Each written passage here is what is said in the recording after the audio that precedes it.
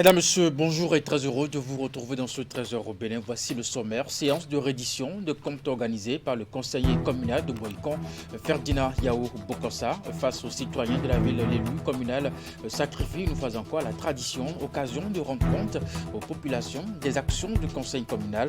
Le rendez-vous, cette fois-ci, lui a permis de débattre avec ses invités de plusieurs sujets, entre autres le point de la première session ordinaire au titre de l'année 2023, la présentation du bilan de la gestion annuelle 2022 de la ville de Boïcon. Ensuite, le peuple Natemba a célébré ce samedi la fête de Yopaka, encore appelée la fête du Petit Mille pour cette édition. Cette fête identitaire et culturelle a mobilisé les Natemba des villages de Oro, Kayo et Yekene autour des idéaux de sauvegarde, de préservation de leurs us et coutumes. La dimension sociale de cette randonnée festive a été la réalisation d'un forage et la réparation d'une pompe à motricité humaine dans les deux villages.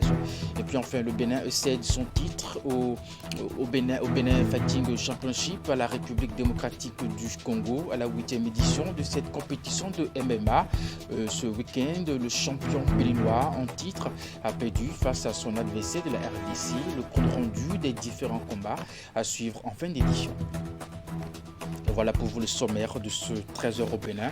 À nouveau, bonjour et bienvenue si vous nous rejoignez face aux citoyens de la ville de Boïcon. L'élu communal sacrifie une fois encore la tradition, occasion de rendre compte aux populations des actions du conseil communal. Le rendez-vous, cette fois-ci, lui a permis de débattre avec ses invités de plusieurs sujets, entre autres le point de la première session ordinaire au titre de l'année 2023, la présentation du bilan de la gestion annuelle 2022 de la ville de Boïcon, ainsi que la gestion des infrastructures économiques et marchandes de la commune.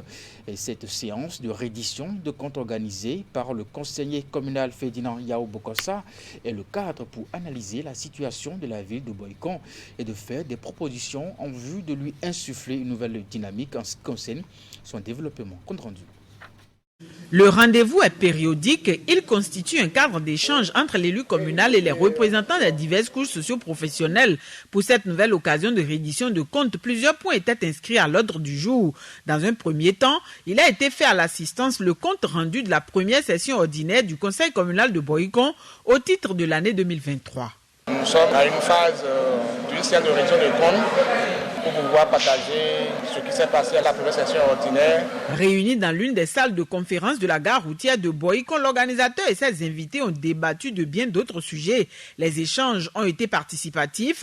Ils ont permis aux membres de l'assistance de poser des questions d'éclaircissement après la présentation du bilan de la gestion annuelle 2022 de la ville de Boïcon. Depuis près de 3 ans, rien n'a changé à Boïcon, à Hovifort. C'est ça la seule que notre maître a l'habitude de faire. Vous pouvez circuler dans la ville de Boïcon pour voir. Le chef de l'État doit régler cette situation. En 2022, le compte organisateur a indiqué que le taux de dépenses en matière d'investissement tourne autour de 10%, alors que la mobilisation allait jusqu'à 70%. Nous avions, lorsqu'ils ont clôturé le bilan, près de 700 millions qui sont restés, alors qu'il y a des projets d'investissement qui ne sont pas réalisés. Lorsque nous avions étudié le rapport d'activité du conseil de supervision, c'est mis clairement qu'aujourd'hui, les dépenses d'investissement tournent autour de 20%. L'autre sujet ayant fait objet de discussion lors de ces assises est la gestion des infrastructures économiques et marchandes de la commune de Boïcon. Un accent particulier a été mis sur la situation qui prévaut sur la gare routière de Saclo. Il y a une commission ad hoc que le maire avait installée de façon provisoire pour pouvoir faire fonctionner les unités marchandes en attendant que la régie puisse avoir un budget. Et c'est en 2022 que la régie est dotée de son budget. Donc normalement, au moment où la régie est lancée et mise en place depuis janvier 2022, il ne devait plus avoir d'autres acteurs sur nos unités marchandes, sur nos unités économiques, si ce n'est pas ce que la RAGEM a recruté et installé.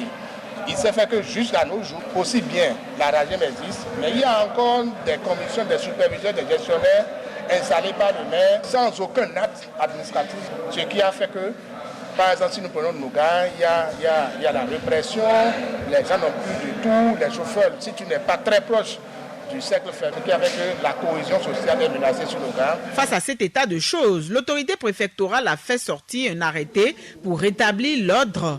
Eu égard aux dysfonctionnements et insuffisances relevés, les citoyens présents à cette reddition de comptes en appellent au sens de responsabilité des autorités au plus haut niveau. Dans un sursaut patriotique, ils interpellent tous les acteurs impliqués à jouer leur partition afin que la ville Carrefour prenne véritablement son essor. Les militants et sympathisants du bloc républicain de la 3e circonscription électorale ont échangé ce samedi à Tanguita avec l'honorable Barthélémy Kassa. Il s'est agi pour les coordonnateurs BR de présenter à l'élu du peuple les difficultés rencontrées pendant les élections du 8 janvier dernier. Au cours de cette rencontre d'échange, ils ont également présenté leurs félicitations au gouverneur de la Pengari pour son élection au poste de vice-président de l'Assemblée nationale, Kadri Makouni Alassane Arounan, pour le compte rendu. L'honorable Barthélémy Kassa, ovationné ici par ses militants et sympathisants, venus des 4 communes que compte la 3e circonscription électorale, quelques jours après sa brillante élection au poste de premier vice-président de l'Assemblée nationale, 9e législature. C'est pourquoi je rends un hommage mérité à ce leader charismatique pour son sens de négociateur fin dans l'aspect politique national. Mes respects, Monsieur le Président et gouverneur de la Pengari. Félicitations à vous. Ce triomphe du gouverneur de la Pengari, faut-il le rappeler, fait suite à la victoire du parti Bloc républicain sur ses concurrents directs dans la 3e à l'issue des législatives dernières. Et une fois les échéances électorales terminées, place à l'évaluation des performances réalisées sur le terrain. Au niveau de la commune de Kobli, plusieurs activités ont été menées. Il s'agit entre autres de l'activation des comités d'arrondissement et l'élaboration du planning de déroulement de la campagne. Il y a l'organisation des meetings d'arrondissement. Les difficultés rencontrées, on peut citer l'insuffisance des moyens, la confiscation des cartes par des amis d'en face, les cartes d'électeurs, l'intimidation des autorités politico-administratives sur les leaders d'opinion. Sur les 4 sièges disponibles dans la 3e circonscription électorale, le parti du cheval cabré à lui seul s'en sort avec 3 sièges. Une prouesse réalisée non pas sans difficulté dans les 4 communes de la 3e que sont Boukoumbe, Kobli, Materi et Tanguita. Occasion pour l'honorable Barthélémy Kassa de saluer l'efficacité des militants à la base, dont l'intelligence et surtout le savoir-faire politique auront permis d'atteindre ces résultats.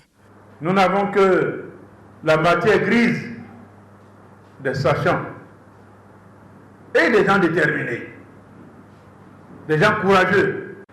Nous sommes convaincus que sans ça, si on devait tenir compte du potentiel de chacun des animateurs des partis, je pense que ce n'était pas nous ici, mais le poids de l'expérience et la capacité de mobilisation stratégique. C'est ça, votre force. C'est ça qui vous a permis de gagner, mes chers camarades. Il y a de richesse que d'hommes. Vous êtes des hommes fidèles à votre engagement, des hommes courageux, des hommes déterminés. Et c'est ça qui a produit la victoire. Abondant dans le même sens, les honorables Théophile Mpo et Jeanne Tchanati vont remercier les militants pour leur détermination et surtout leur implication sans faille. Après cette séance d'évaluation, les coordinations communales du BR se donnent rendez-vous dans leurs communes respectives pour des séances de remerciements à l'endroit des militants à la base. Elles sont nous attendues pour les morts maintenant. Au Cameroun,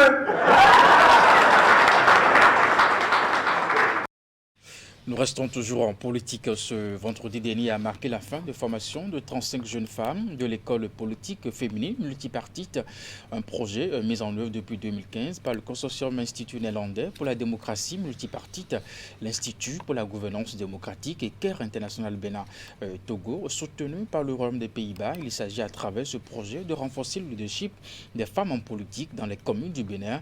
Au thème de leur formation, elles ont reçu à l'occasion d'une cérémonie leur attestation de fin de formation en présence de plusieurs personnalités de partis politiques, des femmes élues, députées et maires également. Voici le reportage. C'est la fin d'un processus pour ces jeunes femmes formées à l'école politique féminine multipartite. 35 au total, elles proviennent des partis politiques. Démarrée en mai 2022, les bénéficiaires de cette formation sont des femmes leaders et militantes, justifiant d'un parcours impressionnant. Ces braves dames que vous avez en face de vous, après avoir passé le cap d'un processus rigoureux de sélection, ont suivi avec grande satisfaction la formation organisée sous forme de sessions et de cafés politiques.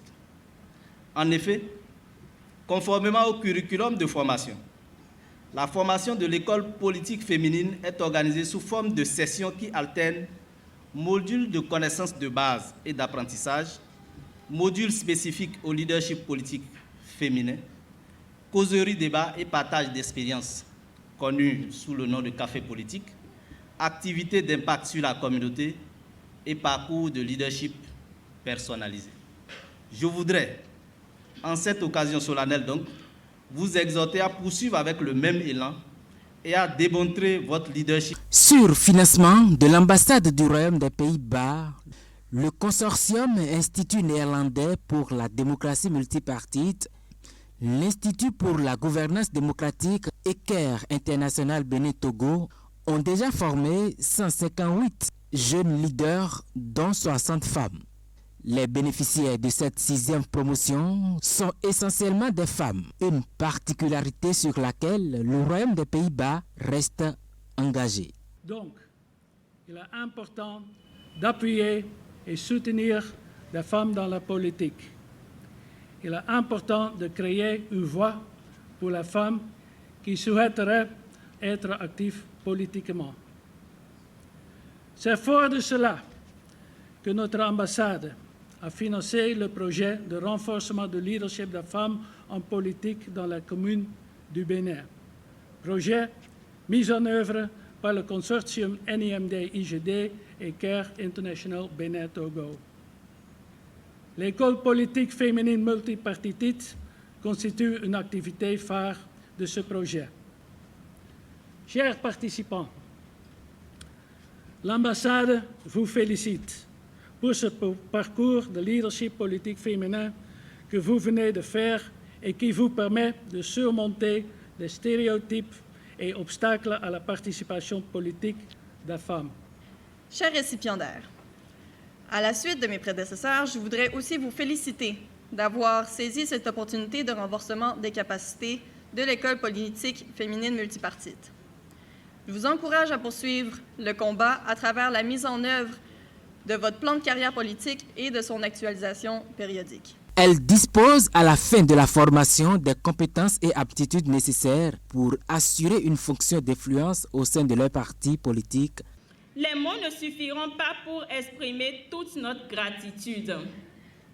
Nous vous promettons de mettre les connaissances acquises à la disposition pour le rayonnement de nos formations politiques et organisations. Enfin, nous ne saurons terminer nos propos sans témoigner notre profonde gratitude à son Excellence le Président de la République, M. Patrice Talon, pour son attachement à la promotion et au leadership féminin. À cette soirée de remise d'attestation, elles ont reçu de leurs aînés, femmes députées et maires, des conseils avisés pour la suite de leur carrière. Et puis au-delà de nos frontières, avant de poursuivre ce 13h au Bénin, après les élections générales qui se sont déroulées ce samedi au Nigeria, les missions d'observation internationales qui y sont déployées s'affairent pour rendre publiques leurs déclarations préliminaires respectives. Mais avant, ce dimanche, les chefs des dites missions se sont réunis pour échanger. Il était question d'harmoniser le point de vue sur ce qui s'est passé dans les différents bureaux de vote de l'ensemble des États de la République fédérale du Nigeria. Au thème des discussions, il est revenu au chef de la mission de la division assistance électorale pour faire le point. Francis Gabriel Oké est ici au micro de Idriss Boukari, Elvis Tonqua. Et cette fois-ci, comme vous l'avez constaté, nous avons eu la chance d'avoir plusieurs chefs d'État, chefs de mission. Pour la CEDEAO, vous avez l'ancien président de Sierra Leone, qui est son Excellence M. Enesba Koroma, qui a dirigé la mission. Et pour la mission de l'Union africaine, c'est l'ancien président du Kenya, Uhuru Kenyatta, qui en est le chef de mission. Et pour le Commonwealth, c'est l'ancien président d'Afrique du Sud, son Excellence Thabo Mbeki, qui en est le chef de mission. Pour le réseau des sages de l'Afrique, c'est l'ancien président du Ghana, John Mahama, qui en est le chef de mission. Et donc, vous voyez, tous ces chefs de mission qui ont quitté démocratiquement le pouvoir et se sont réunis pour échanger. Nous avions parlé des atouts de ce processus électoral et de quelques faiblesses que nous avons constatées. Mais généralement, et toutes les missions ont constaté que les élections se sont déroulées dans le calme globalement et qu'il y a eu un engagement des citoyens à voter, surtout des jeunes. Vous savez, nous suivons ces élections depuis l'avènement de la démocratie au Nigeria en 1999. Nous faisons des missions d'observation ici. Et ce qui s'est passé hier, il y a une très grande différence. Il y a un engagement. On sent que les citoyens sont venus voter et attendent de voir, de surveiller les résultats du vote. Nous avons constaté aussi que la commission électorale a fait preuve de professionnalisme. On a constaté qu'il y a eu amélioration du processus électoral du point de vue technique, du point de vue opérationnel.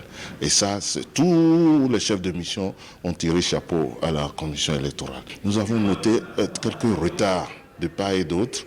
Et c'est pourquoi aujourd'hui, il y a l'élection dans certains États qui continue, parce qu'il y a un retard considérable hier. Et comme les citoyens réclament d'exercer leurs droits, la commission électorale leur a permis de voter jusqu'aujourd'hui. Nous avons noté aussi le fait que sur les médias, on déclare chaque candidat gagnant. Ceci n'est pas bon pour le processus. Donc, alors qu'ils ont signé, il y a eu un accord de paix qui a été signé.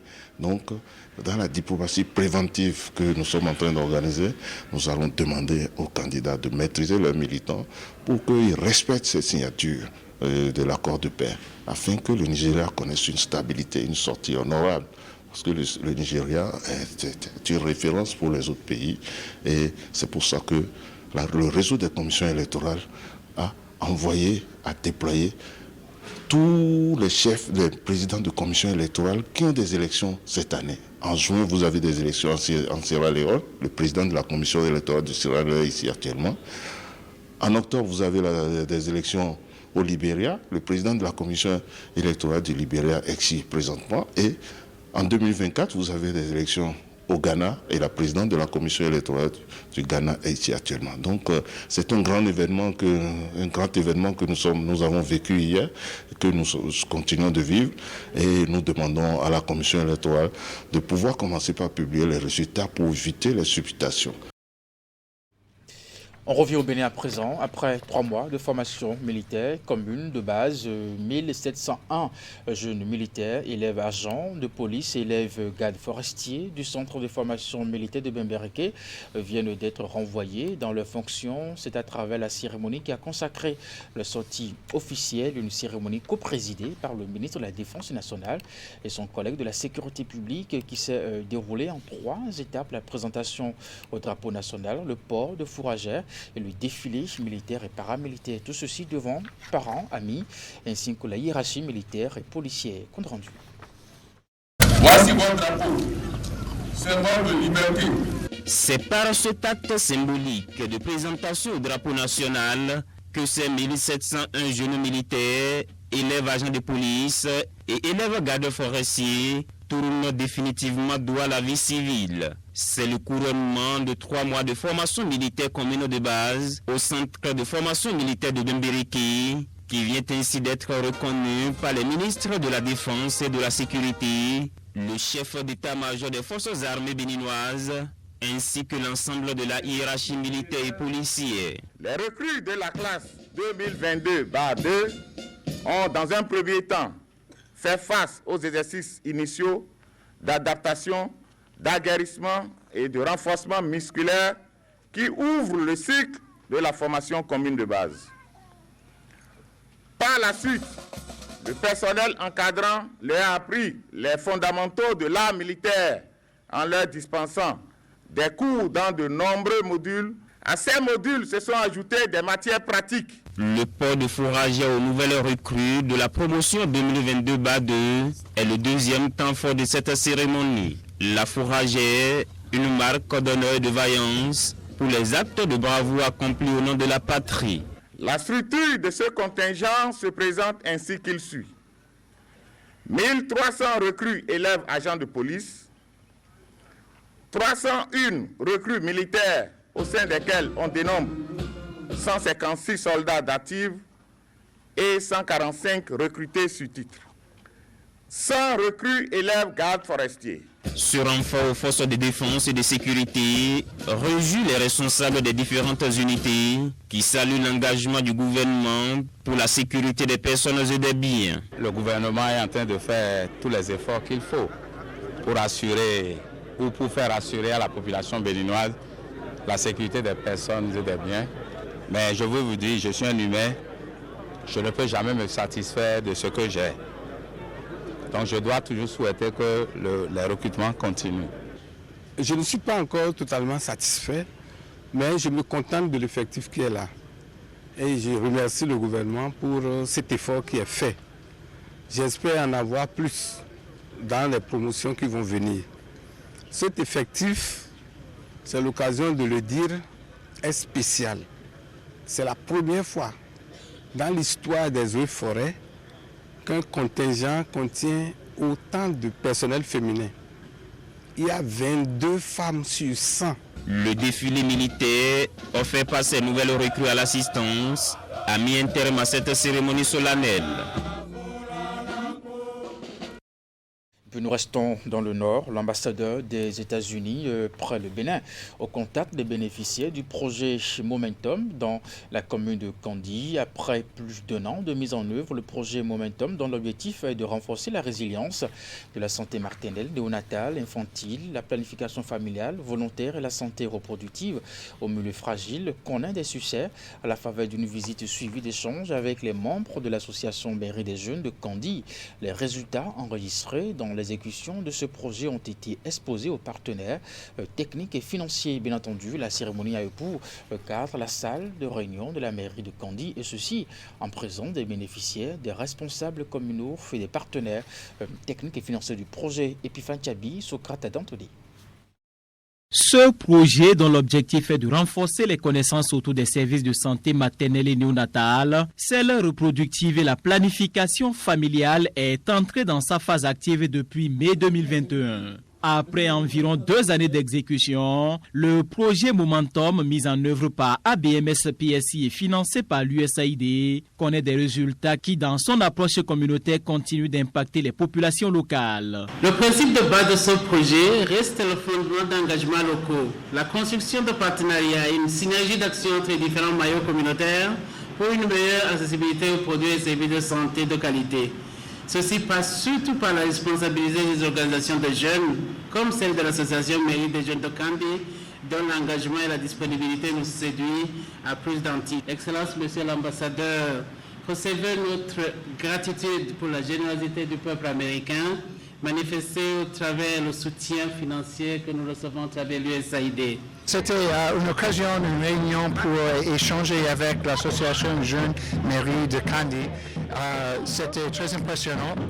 Ils font un très bon travail dans le domaine de santé pour faire la sensibilisation contre la violence basée sur le genre, contre le mariage précoce, et on encourage ce message à être partagé. C'est très important. Les résultats enregistrés dans l'exécution de ce projet ont été rendus possibles grâce au renforcement des capacités des jeunes assurés par la BMS PSI. Chers autorités, chers parents, ayez pitié de nous les enfants de Kandji. Nous voulons aussi pouvoir devenir des finances pakistanais. Nous voulons aussi pouvoir diriger notre pays au Bénin. La commune de Kandji, l'une des bénéficiaires du projet Momentum, n'est pas en marge des problèmes liés à la santé sexuelle et reproductive. Et ce projet impacte positivement et à juste titre les populations de cette commune. Merci à tous les acteurs, à tous les niveaux, pour cette synergie d'action qui nous a permis d'aboutir à de bons résultats. C'est ici. Donc le moment de féliciter tous les membres de l'association Mairie des Jeunes, sans oublier personne, car chacun y a contribué de sa façon à l'atteinte des résultats. Par ma voix, toute l'association Mairie des Jeunes de Kandi vous réitère son engagement à œuvrer davantage pour le bien-être des populations de Kandi.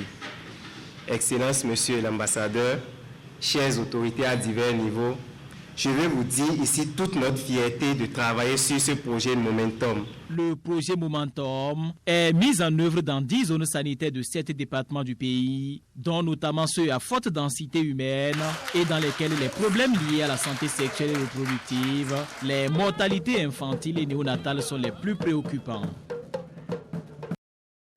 Le peuple Natemba, je vous l'annonçais en titre, a célébré samedi dernier la fête de Yopaka, encore appelée la fête du Petit Mille. Pour cette édition, cette fête identitaire et culturelle a mobilisé les Natemba de deux villages justement autour des idéaux de sauvegarde et de préservation de leurs us et coutumes. La dimension sociale de cette randonnée festive a été la réalisation d'un forage et la réparation d'une pompe à motricité humaine. Voici les images.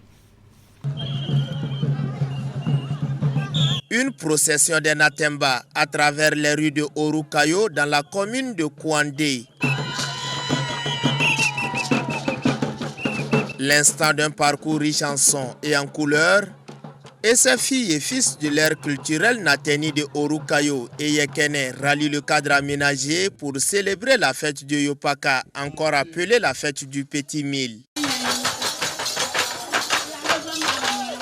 Le peuple Natemba de Orukayo renoue avec sa culture afin que celle-ci soit révélée au reste du monde. C'est par ailleurs une véritable occasion pour révéler et promouvoir les talents cachés, aussi bien que de la musique traditionnelle que moderne.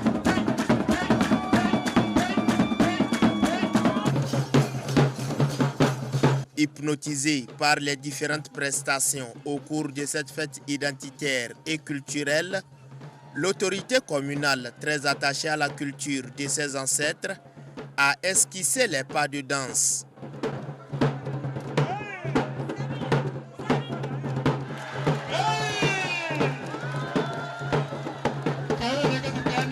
Je voudrais attirer notre attention sur 2 ou 3 petits faits. D'abord, c'est le Petit Mille que nous célébrons aujourd'hui. Je voudrais exhorter nos parents à le cultiver davantage. Parce que le constat est que la production du Petit Mille, le sorgho, baisse d'année en année. Nous célébrons également la culture, qui est une culture propre à nous. Et je peux dire, sans risque de me tromper, que la culture Nateni est l'une des rares cultures qui peut présenter plus de 20 tableaux pour égayer tout le monde. Cette initiative qui promeut et valorise la culture Nateni est saluée à juste titre par les invités de marque et autorités politico-administratives. J'invite le peuple Natemba à vraiment multiplier ces genres de rencontres pour vraiment réfléchir à comment faire revivre les potentialités, les réalités culturelles du peuple Natemba. À travers ce que j'ai vu ce matin, j'ai eu la preuve à suffisance que la culture est un levier de développement. Je voudrais, à travers cette randonnée, appeler à une union, une forte union autour de votre association de développement. L'édition 2023 de Yopaka à Orukayo est marquée par la réalisation d'un forage à Yekene et la réhabilitation d'une pompe à motricité humaine à Zongo. Des réalisations pour alléger les peines des populations en matière d'approvisionnement en eau potable. Très bonne nouvelle pour la jeunesse du Bénin en quête d'opportunités. Il s'agit de la plateforme MH Center, lancée bien entendu dans l'après-midi de ce vendredi dernier à Cotonou. Sa mission, former les jeunes à leur développement personnel. De qui émane cette initiative? Quels sont ses avantages et comment y accéder? Vous verrez tout ceci dans ce reportage. Aider les jeunes à voir plus loin, au-delà de soi et au-delà des circonstances. Ainsi se résume les ambitions de la plateforme MH Center. Conçu par la famille Nkadia, cet incubateur de développement personnel est dédié aux jeunes en difficulté, en perte de confiance et en quête d'opportunités, dont l'âge est compris entre 15 et 25 ans. Le MH Center est un incubateur d'innovation sociale, c'est-à-dire de transformation sociale. Et ces innovations-là sont nécessaires, en particulier au niveau des jeunes. Le constat que nous avons fait, c'est que la jeunesse, dans notre pays en particulier, mais en Afrique en général, a un vrai défi, celui de pouvoir s'arc-bouter sur les ressources qu'elle a en elle-même, à savoir ses dons et ses talents.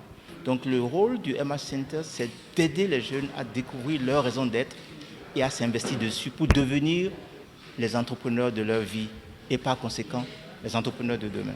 Des propositions, il en a eu après la présentation du site web. Une série d'apports dont la finalité est d'élargir l'initiative à d'autres contrées du Bénin afin que la majorité des jeunes, instruits ou non, puissent en jouir. MH Center offre une panoplie de services aux adhérents. Le mentorat et le coaching sont autant d'avantages liés à ce projet. Le MH Center n'est pas une ONG classique, formelle, pour laquelle je vais vous dire, oui, il faut remplir les statuts, il faut faire ci, il faut faire ça. C'est vrai, c'est une ONG, mais nous avons simplement besoin d'ouvriers pour ce grand champ transformationnel. Nous avons besoin de gens pour être co-bâtisseurs du MH Center. Nous sommes des fondateurs, oui, mais nous sommes des bâtisseurs et nous cherchons des co-bâtisseurs. Donc, il y a de la place pour éduquer, pour former les jeunes à leur développement personnel, les mentorer, les parrainer selon les dons et les talents que chacun a reçus, les coacher, leur apporter un soutien psychologique ou matériel et animer avec eux des ateliers de créativité. Moi, je trouve que c'est une très belle initiative qu'il faut encourager parce que, quoi qu'on dise, aujourd'hui, on se retrouve des fois à réaliser le rêve de nos parents parce que nous-mêmes, entre-temps, on n'a pas su découvrir ce qu'on voulait faire. On n'a pas su choisir déjà notre voie. Du coup, moi, je trouve que c'est une initiative à fortement encourager pour quand même permettre à la jeunesse de déjà se tracer sa voie, déjà choisir sa passion. www.mhcenter.com, c'est l'adresse de la plateforme MH Center pour plus d'informations. Et puis en sport, le Bénin, malheureusement, cède son titre au Bénin Fighting Championship à la République démocratique du Congo à la 8e édition de cette compétition de MMA. Ce week-end, le champion béninois en titre a perdu face à son adversaire de la RDC, William Klikan, Rachidi Soubirou, ont suivi ce combat et les 9 autres sur l'esplanade de Canal Olympia. À Cotonou, suivez le reportage. 10 duels énergiques qui mettent aux prises 20 combattants venus de 6 différents pays. Ivoiriens, Nigérians, Togolais, Sénégalais, Congolais et Béninois se sont affrontés dans la cage de cette 8e édition du Bénin Fighting Championship, BFC, au MMA. 10 combats électriques avec des démonstrations techniques des athlètes. Le tout premier est remporté par le Béninois Michael Hossou, comme son compatriote Aaron Ogouniyi, qui a pris le dessus sur son adversaire ivoirien au 5e combat. C'est avec un chaos technique qu'au 6e combat, le Béninois John Kennedy s'est défait du Nigérian qu'il a affronté. Ce sont les 3 victoires du Bénin.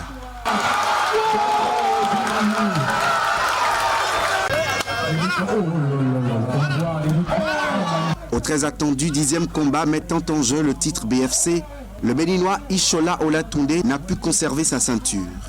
Jerry Kambata de la RDC la lui arrache au détour d'une partie dans laquelle il s'est imposé par sa technique.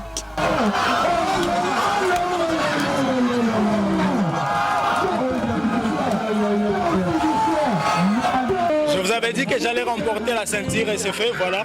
J'ai pas pris 3 avions pour venir ici et puis perdre quand même. Non. Je lui avais même annoncé ça que j'allais les taper, il avait nié, voilà, je suis là. au Congo-Kinshasa avec mes gars. S'il doit chercher ça, il doit venir au pays. C'est une première participation pour nous et le Congo part avec une très bonne note, avec 2 victoires. Et on est content vraiment, on espère revenir encore ici. Le Bénin apprend des leçons de cette 8e édition du BFC avec un satisfecit en ce qui concerne l'organisation de cette compétition d'envergure de MMA. Vous avez vu, c'est assez exceptionnel. Il n'y a pas un seul combat qui allait à la décision. Il n'y a eu que des KO ou des soumissions. Très beau niveau de spectacle. Et aussi, ça veut dire qu'on est dans la quintessence de la technique, vraiment. Donc, je suis content pour l'organisation. Je suis content pour ce qu'on a pu démontrer en termes de qualité technique. Alors, moi, je ne me suis pas forcément vu comme béninois aujourd'hui. Je me suis vu comme un promoteur du MMA. Donc, pour moi, je retiens surtout les leçons apprises. Les leçons apprises autant pour les combattants béninois que pour les invités. C'est vrai que le bilan pour le Bénin n'est pas le meilleur. Mais vous voyez, nous sommes décomplexés par rapport à cela. Nous invitons des gens qui sont en mesure de nous battre. Sinon, on est béninois, on aurait pu choisir des gens qui ne vont pas nous battre. On a choisi de s'exposer au meilleur niveau. On a fait venir des champions du monde de Muay Thai. On a fait venir des champions de Sanda pour nous affronter, pour se mettre dans les meilleures conditions de challenge. Nous n'avons pas peur, n'est-ce pas, d'affronter les meilleurs challenges au monde. Wanilo Ménégan ambitionne de voir le BFC diffusé en direct sur les chaînes du Bouquet Canal+, un partenaire privilégié de cette édition. Et pour finir ce 13h au Bénin, la 5e édition de la randonnée cycliste de l'ambassade des Pays-Bas au Bénin a eu lieu ce dimanche. L'initiative dénommée Cotonou à vélo a réuni des centaines de passionnés du cyclisme pour une balade dans la capitale économique du Bénin. Voici le reportage. 5e édition de la randonnée cycliste de l'ambassade des Pays-Bas au Bénin, le rendez-vous est pris au palais des congrès de Cotonou. Très tôt le matin, les participants rallient le point de rassemblement.